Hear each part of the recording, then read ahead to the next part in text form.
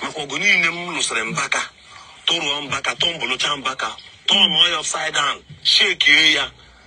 Although what I was saying was nothing but the truth. Was it appreciated? Was it encouraged? The answer is no. For ya? Okay. I want you to listen to this part again, this ending of the part. Put our pages. Nothing killed our pages. Today, did I betray them? I was still standing, but no way. Even you're the lawyer. To even say Nandabu Inakakus and give us information. Maybe Kanyamiki area. These people hid all these things from us. Nah, Jepaki Kanabugomo. I don't tire for them. I don't tire for those Zion people and their things. I don't tire for them. Well, I tell you before God that man, you know be another person.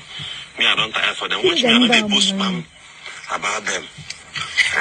Makogoni nem lusrembaka. Toruambaka, Tombolochambaka. Turn oil upside down, shake you. Although what I was saying was nothing but the truth. Was it appreciated? Was it encouraged? The answer is no. For ya? Una no good voice notes Governor Ezeoku J-Park na phone. When I agree said that na ika okugo na ndị Zion. Dito na ha da achọlụ ha cha yota.